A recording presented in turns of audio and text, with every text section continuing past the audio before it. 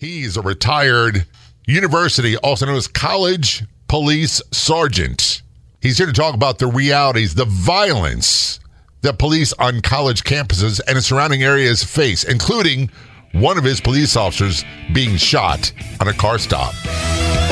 Welcome to the Law Enforcement Today radio show. I'm your host. My name's John J. Wiley. In addition to being a radio broadcaster, I'm a retired police sergeant.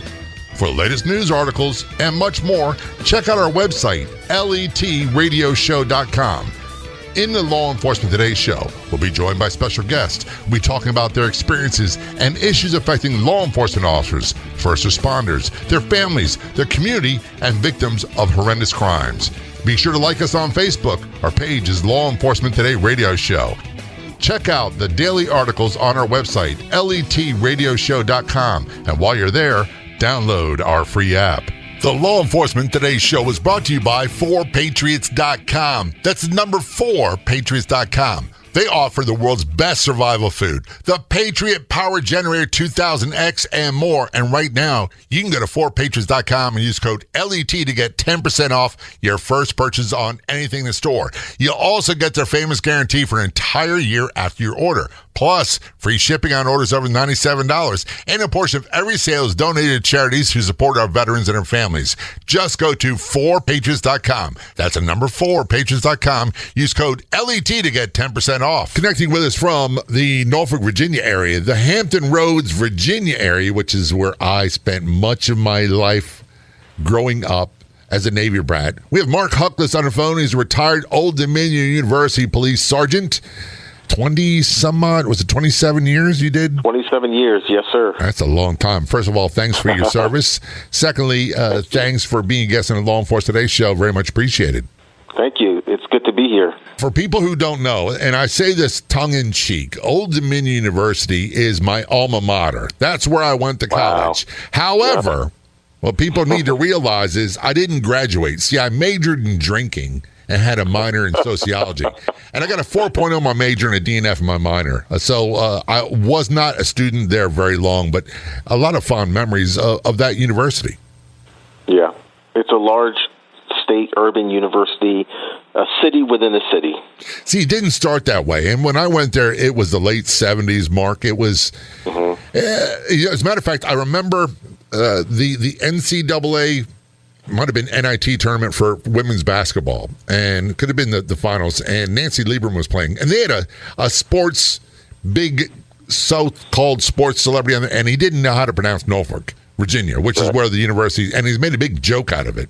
And we always said, we don't drink, we don't smoke. I'm not going to say the other part because this is radio. But it had a reputation as a sleepy campus. Mm-hmm. Right.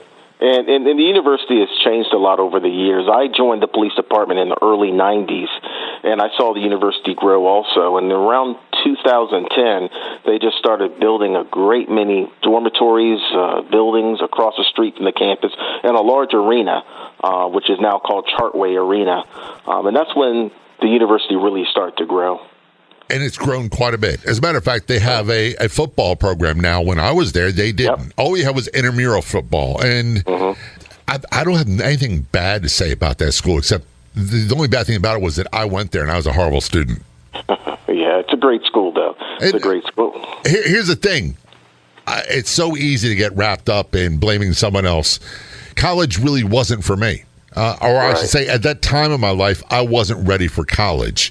And I was worried when I went to the police academy a few years later in Baltimore that I'd be the same kind of goofball I was in college and not excel. I applied myself, and I finished second in my class. So it was night and day difference, and it was only a couple years difference. Right. So a big thing that people need to understand, and I need to understand, is that policing on a college campus is far more dangerous than most of us realize. And you really are full-service police. It's not like the mall cop. Right, exactly. And my book kind of gets into that. It talks about the history of campus policing and how we evolved from special conservators to the peace to full-fledged police officers in the mid-'70s, and some of the challenges we faced on and around the campus.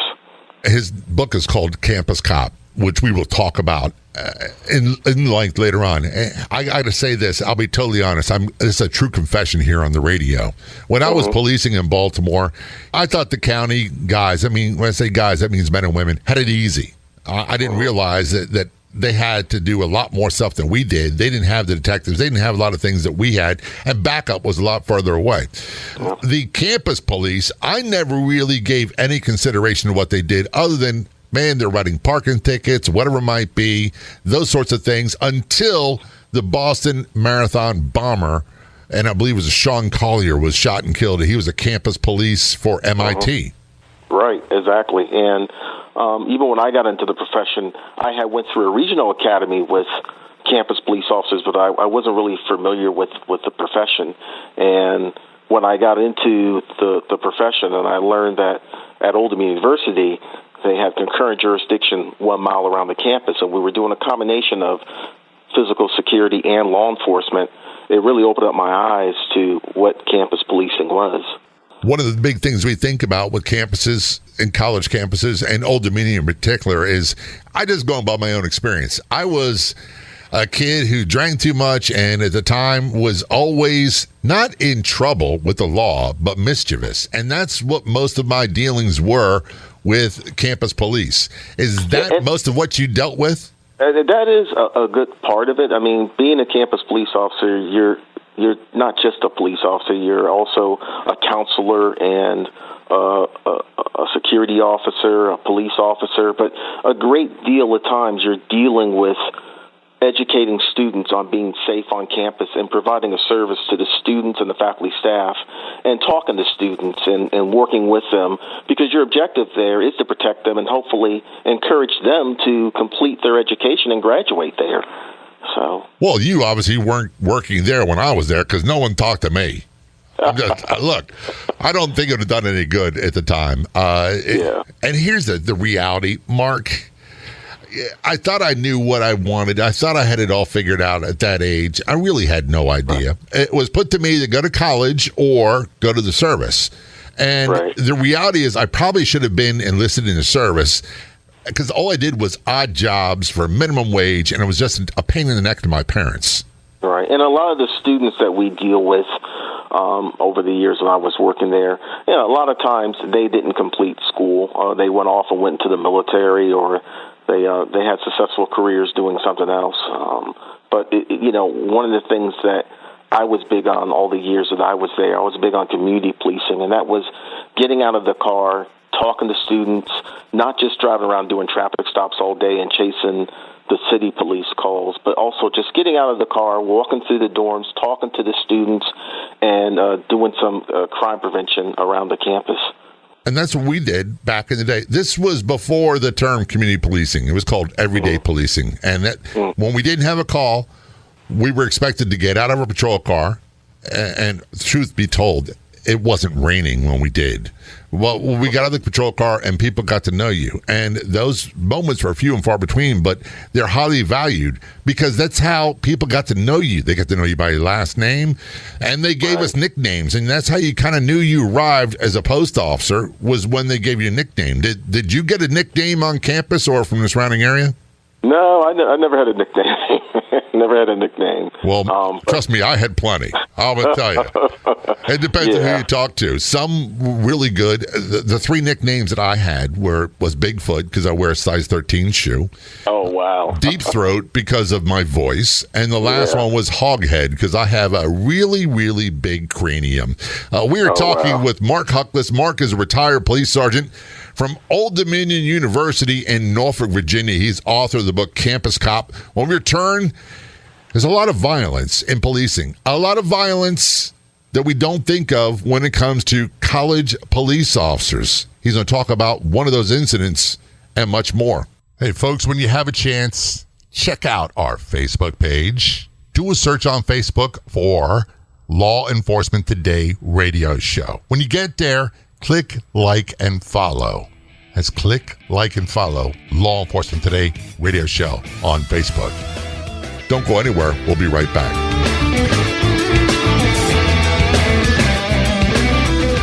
National security experts are warning our aging power grid is more vulnerable than ever. Imagine a blackout lasting not days, but weeks or months. Your life would be frozen in time right at the moment the power fails. Lights all over the country go out, throwing people into total darkness.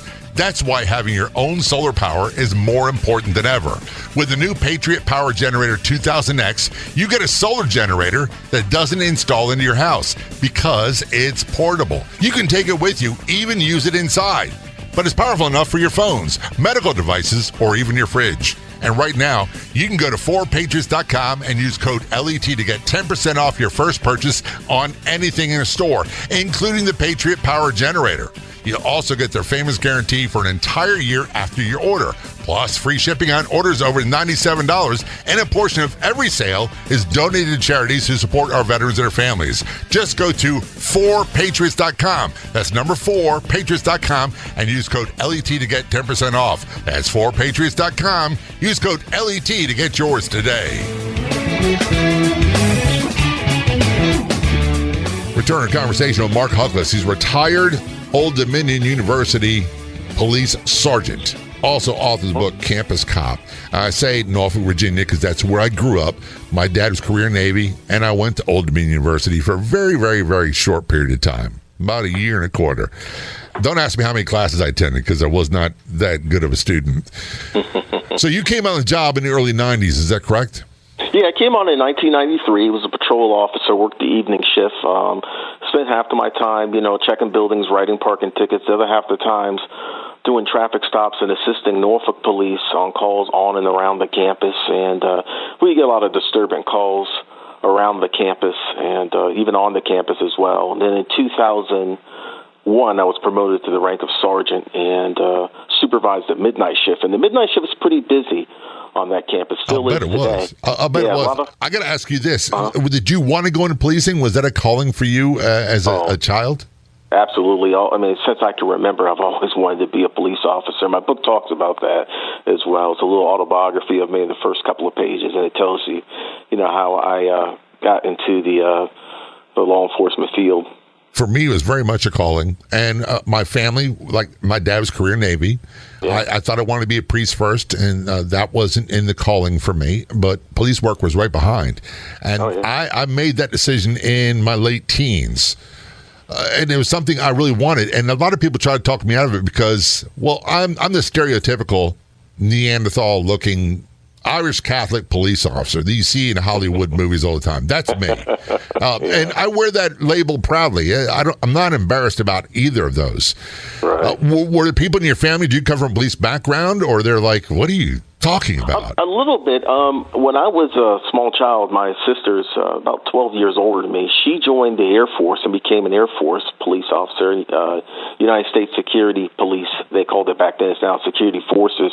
And when she got into law enforcement, I was a small child at the time. It really made me look into the career field a little bit more and take it a little bit more seriously when I got into like middle school and whatnot.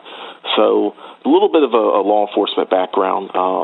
My father never was a law enforcement officer, but he served in the military. Uh-huh. And just seeing him come home every day in his uniform and his mannerisms and whatnot, it really got me interested in just the military or anything similar to the military. So definitely two people influenced me in my life, as my oldest sister and my father. And I recall growing up as a kid in Norfolk, and those great years of my life, my sisters and I, and Norfolk Police, I really respected them. They had a great reputation, and they were not people you wanted to mess with. I'm not saying it in a bad way. They didn't start trouble with you, but if you started trouble with them, it was going to get finished. Right, yeah. And that's all I'm going to say about it was they were really, really good. And I'm trying to remember now, Mark, who the officer was in our neighborhood. I lived on a street called Lafayette Boulevard, and we used to have rain-soaked, drunken wrecks into a big tree in front of our house almost every Friday and Saturday night. Oh, wow. I do remember that. So, and I remember a car crashing into our house and the police being called, and the person was injured, but they wound up surviving. So we had nothing but positive experiences. And I got to say this, a Baltimore police left Baltimore and went to Norfolk, and he was killed in the line of duty. And you don't think that's going to happen. Norfolk is a tough area, but it doesn't have the reputation that Baltimore had, and I don't know why.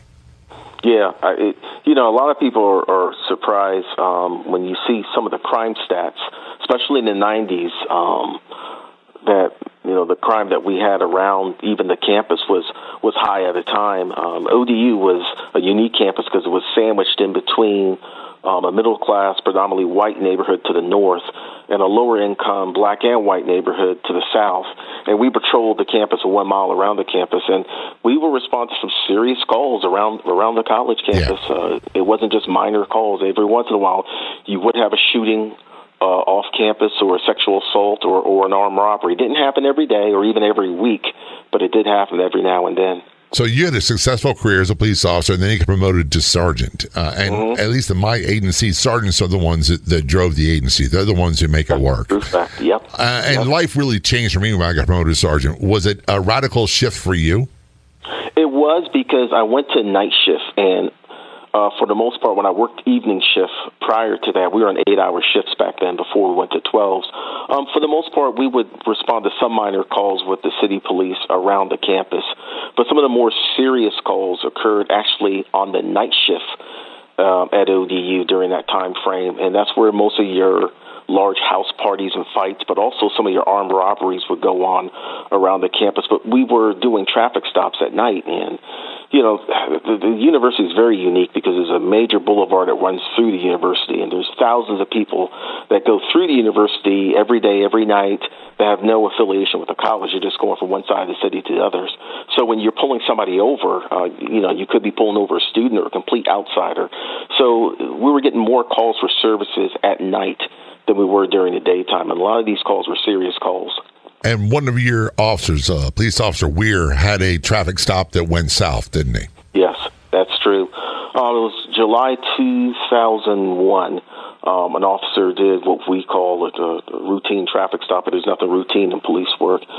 Stopped an individual for running a red light right off the campus, and he got out of his vehicle, approached the vehicle, and as he approached the vehicle, driver jumped out of the car, ran. Officer Ware got into a short foot pursuit, and the suspect ran in some backyards in the neighborhood around the campus. And as the suspect turned around and made eye contact with Officer Ware, was chasing him, suspect pulled out a gun and shot Officer Ware, striking him in the hip. Officer Ware returned fire, but then lost visual of the suspect, who ran in some more backyards.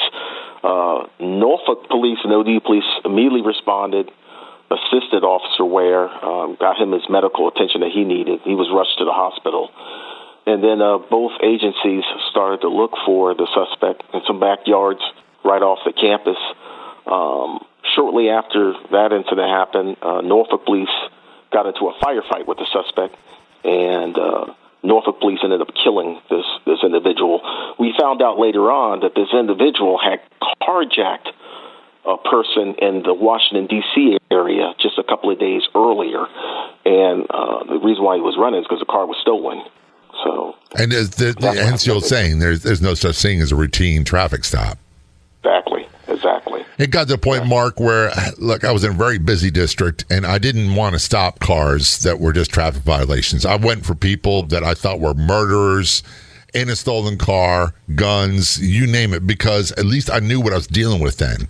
Mm-hmm. When you stop someone that seems like they got expired tag light or a tag light out, those were the ones that quite often I wasn't prepared for. And the old saying was, complacency kills, and police work, it kills all the time. And those are the ones where I get complacent. Yeah, and I think complacency sometimes sets in when you're a police officer in a town or a county or a college campus or Port Authority airport, because you're not seeing that action every single day. But, you pull somebody over, you don't know who you're pulling over. That's right. You don't know what they're all about. This is the Law Enforcement Today show. We're talking with Marc Huckless, a retired Old Dominion University police sergeant, also author of the book Campus Cop. When we return, we're going to talk more about his officer being shot, his actions that day, how it impacted him, and more. This is the Law Enforcement Today show. Don't go anywhere. We'll be right back. Are you wondering where you can find more great podcasts? Head to letradioshow.com, click Be Heard, and discover other fantastic podcasts like this one. Also available on our free app, all at letradioshow.com. I have some exciting news to share with you. You are going to love my Your Diet Do-Over do-it-yourself course on harmonywithfood.com, which means you could do everything at your own pace. I put my heart and soul into this course. Have you been on every diet there is only to gain the weight back? If your relationship with food is, well, not that good, you should purchase the Your Diet Do-Over course. Go over to harmonywithfood.com, click the Your Diet Do-Over tab, and get started today.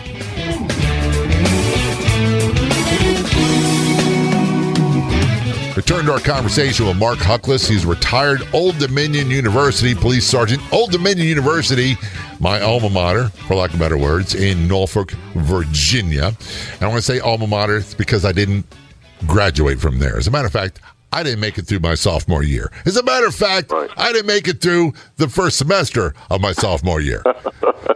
So let's set the record straight. He's also authored the book Campus Cop. We're talking about you being promoted to sergeant, and you're a new sergeant, and one of your officers, Officer Weir, had a car stop. Turns out it was a carjacker, was wanted for carjacking in D.C., was armed, and your officer got shot. And then backup officers from Norfolk Police Department and O.D.U. got into a gunfight with the suspect and wound up killing him. How bad were Officer Weir's injuries? Not bad. I mean, he was in the hospital for a few days. He got out, ended up having a very successful career, ended up leaving O.D.U. Police and became a very successful police officer with Chesapeake Police some years later.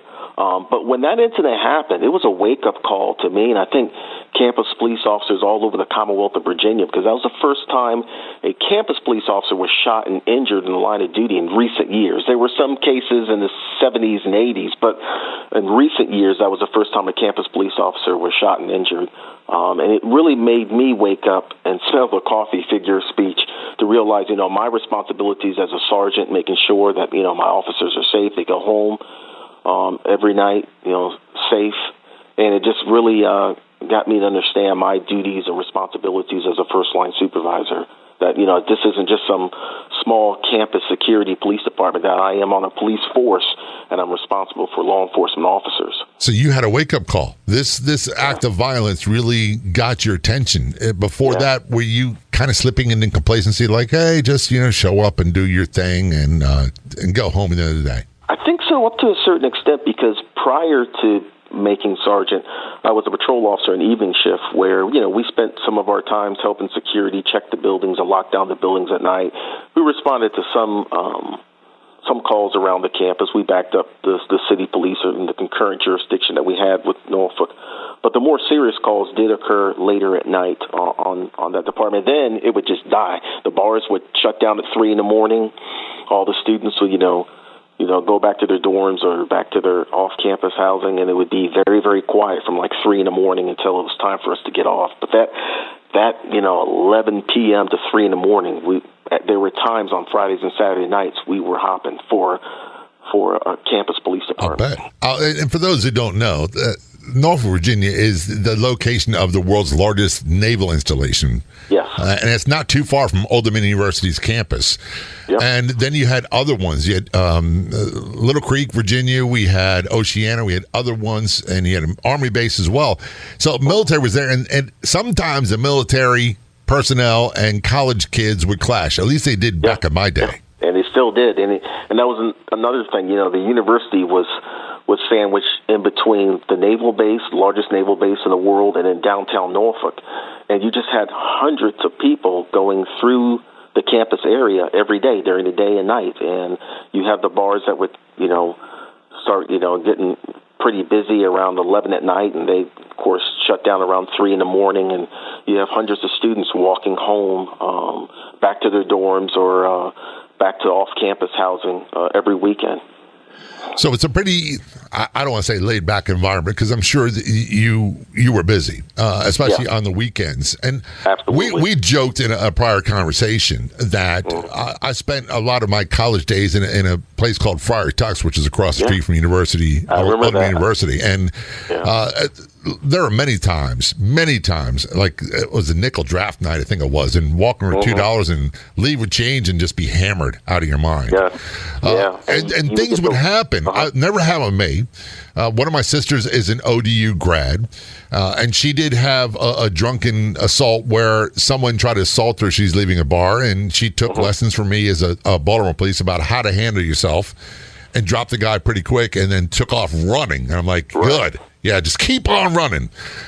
The thing was, and I'm sure it happened with you, it's really easy to fall into this trap of we're college police, and it's different than being a full-service police agency. And it really is not a fine line, because you were backing up Norfolk Police, and they had a tremendous reputation, and there's a lot of crime in the area. And there's a lot of crime around O.D.U., as at least there was back in the day when I was there. Yeah, it's gotten a lot much better over the years, but again, like I said before, it's a city within a city. Some of the more violent crimes occur immediately off campus. The campus is relatively safe. Sometimes, students don't, practice campus safety, and they walk around late at night after hours. And we dealt with that. We dealt with disturbances in the dorms and disturbances in off-campus apartments, is what they've referred to them as. And we dealt with the large house parties and the fights and whatnot. But for the most part, it's a safe campus. It's just that it is a city within the city, and things do occur there. It's not free of crime. So I want to go back to when Officer Weir was shot. You're his sergeant. Am I correct? Yes, at the time. So, look, to be honest with you, my biggest fear was that one of my officers be shot or killed or something of that nature. Fortunately, it never happened. I did have a good friend who worked with me as a sergeant, but I transferred a couple months later. He was shot and killed. And today, I still have difficulties dealing with that. Yeah. As a sergeant, you have a tremendous level of responsibility, not just to the citizens, to make sure that they are taken care of, that things are done professionally, that they get what but you also need to really pay close attention to your officers, make sure they're okay. Yep. Their mental health is okay. Their physical health is okay. How you doing? All those sorts of things. Right. It must have been a huge shock for you when one of your officers was shot. It was, and even after that incident had happened, every day when I would get off, I wouldn't even leave the station until my officers were starting to come in. And I felt just, very, very nervous if I got in my POV and would drive off, not knowing that the officers were coming in, turning in their equipment, and the next shift was coming on. And it just really made me understand my role as a supervisor, as a leader, making sure that, my officers are safe. And if you're not able to answer this question, I understand. Was there initial fear or shock when you said this is not supposed to be happening to me, and it's not supposed to be happening to one of my people? No, I think with me it was just realizing that it doesn't matter if you're a small town cop, a big city cop, or a campus cop. Police work is dangerous, and you're supervising individuals that are sworn police officers that are tasked with protecting the campus and the surrounding areas. And that's when I realized that, okay, I have a big responsibility, huge responsibility. A lot of times a lieutenant or captain or a major, or a chief of police, they can make command decisions at their desk when it's, convenient for them. As a sergeant, you have to make those split-second decisions to make notifications and to take action right then and there. There isn't always a lieutenant or captain working every single night. And I think sergeant is one of the key ranks in any police department. Yeah, that's where the buck stops, and all the decision-making occurs, the notifications. And you're absolutely right. Look, when I go on, and it doesn't happen often, but when I go on police rants, where I rant about poor decisions, it's usually involving admin, bureaucrats. These people make decisions. They Monday morning quarterback you from the safety of their office. And I'm not saying they didn't start the same place I did. I'm just saying some of them forgot where they came from, and they forget the dangers of the job. This is Law Enforcement Today's show. We are talking with retired Old Dominion University Police Sergeant Marc Huckless. He's also author of the book Campus cop. When we return, we're going to talk more about his transition out of law enforcement and writing a book and why. But there's a whole lot more heading your way on the Law Enforcement Today show. Don't go anywhere. We'll be right back. The place to be online is our Facebook page. Do a search on Facebook for Law Enforcement Today radio show. You'll get access to unique news articles, editorials, and so much more. That's Law Enforcement Today radio show on Facebook. And if you're on the Clubhouse drop-in audio chat app, be sure to look for me and follow me. My name's John, the letter J, Wiley, W-I-L-E-Y. You can also search for @LET Radio Show. That's John J. Wiley, W-I-L-E-Y, @LET Radio Show on the Clubhouse drop-in audio chat app.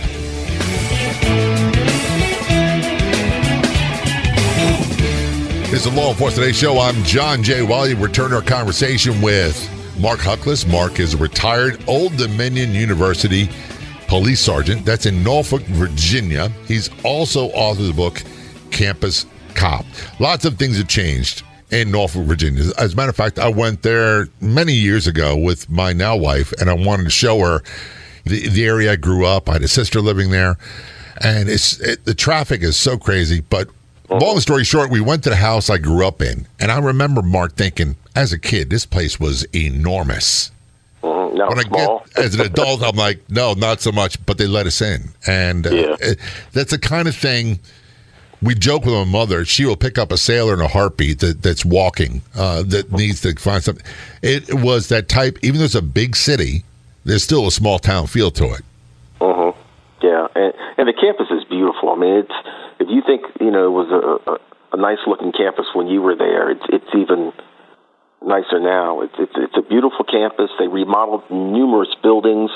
They built several buildings across the street from Hampton Boulevard.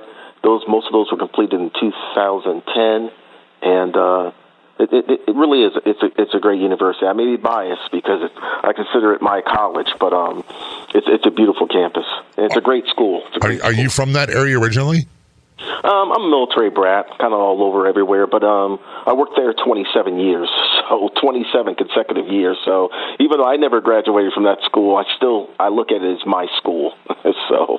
And you remind me of that Steely Dan song, My Old School, when you say that right away. And that's where our mind goes to. I think back to those days, such pleasant memories.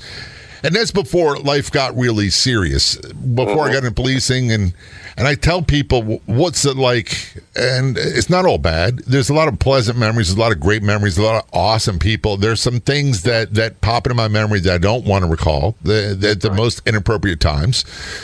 However, before that, there was a time where I believed in Santa Claus and everything's going to be great. And then the Hollywood storybook ending with the white picket fence and the 2.5 kids and the dog in the yard didn't seem to be in the cards for me. It's now since been that way. But my wife, the boss, says, and I'm going to ask you this, that she goes, you're kind of damaged from police work. How would you use that same analogy to describe you? I would describe myself as worn down a little bit. Working, in my book talks about this, working a lot of long hours, weekends, holidays, not always, I'm married and have a couple of kids, and, not always, being there for my family during the holidays was tough. And also just working the long hours. There were times I got off when I was on evening shift, got off at 11 o'clock, I had to be at court 9 in the morning. Yeah. It's worn me down. The same thing's true with me. As a matter of fact, I started watching, we talked about Sean Collier and college police and M.I.T. earlier in the interview. I started watching this documentary on Netflix about the Boston Marathon bomber. And a funny thing started happening about halfway through the second episode. When it got into bombs and all kinds of other stuff, I started not really paying attention. My wife looked at me, she goes, you really shouldn't be watching this, should you? I'm like, no, I don't think so. We never finished it. But I will never forget this young man named Sean Collier, who was at M.I.T., which is world-renowned university. Oldham University is the same way. It's world-renowned, and you think it's a safe job.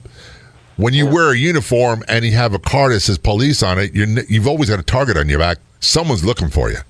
Right, exactly, and it's not like someone goes, oh well, I'm not going to mess with him. He's campus police, or this is on campus, so we're not going to dare go on campus. I mean, I remember after 9/11, colleges and universities were considered soft targets. So again, they are cities within cities. They are. And I have a good friend I went to high school with who's a retired Virginia Beach police now. And so I'm now in Florida, and it's still a little bit too much crime and violence for me.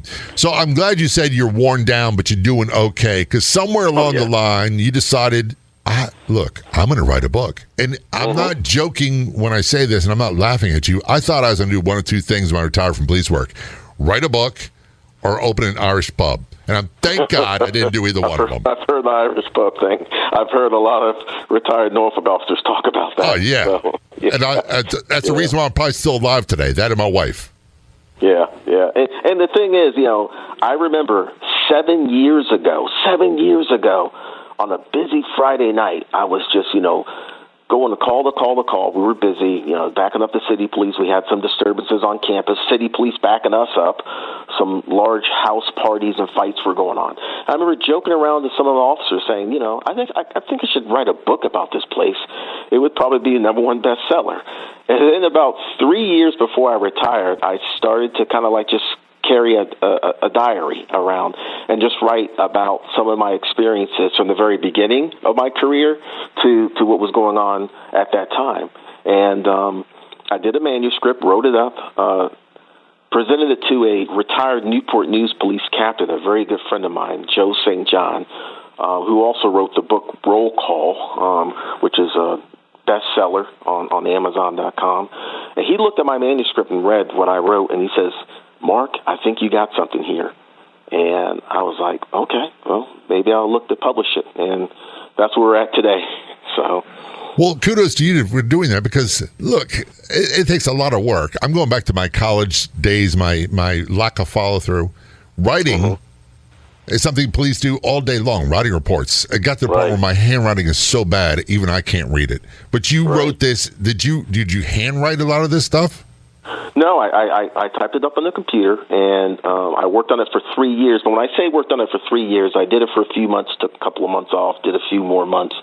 Last year, I kind of finished up some things, and then took it off to Salem Author Services and got a book deal with them. And they looked at it, and of course, they don't know who my friend, retired Newport News Police Captain Joe St. John is.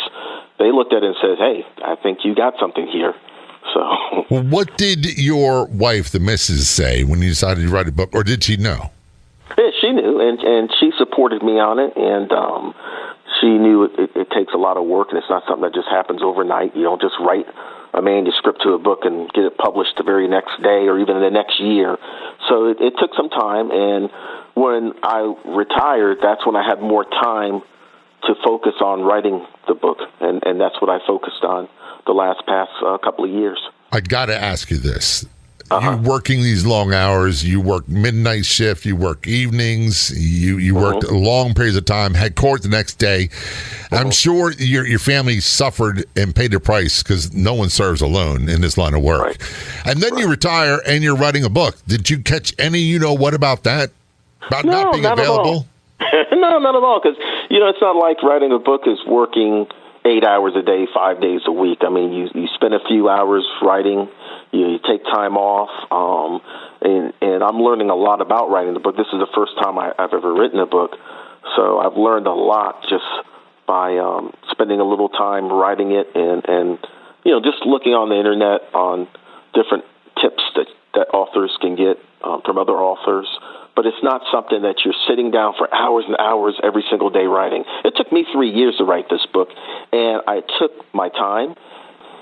I spent, a little bit of time on it and a little bit of time off of it. There was a time frame. I went a whole entire 6 months without writing it. Where can people get more information about the book, and can they buy it online? They can buy it online at Amazon.com. If you just type in Marc Huckless, that's Huckless. If you just type in Huckless in the search engine at Amazon.com, the book is available for $13.49, and you can also get it at Barnes & Noble. That's not bad. Look, I got to be honest with you. I'm pretty impressed from an old retired police sergeant not so old retired police sergeant. Well done. Thank you. I appreciate it. When you see police officers in general, remember that they do a lot of things. They're usually very well educated. They're serving because they want to. And the college police, it's the same. There's a lot of dedication to what they do. Marc, I want to thank you for your service. I want to thank you for taking time to write about it in the book, Campus Cop. By the way, get it at Amazon.com, Barnes & Noble, or just do a Google search for Marc, M-A-R-C, Huckless, Huckless. And I also want to thank you for being a guest on the Law Enforcement Today show. All very much appreciated. Thank you, sir. I'd like to thank our guests so much for coming on the Law Enforcement Today radio show. The Law Enforcement Today radio show is a nationally syndicated radio show broadcast on numerous stations once a week and growing. If you enjoyed the podcast version of the show, please do me a big favor. Tell a friend. I'll be back in just a couple days with a brand new episode of the Law Enforcement Today radio show and podcast. Until then, this is John J. Wiley. See ya.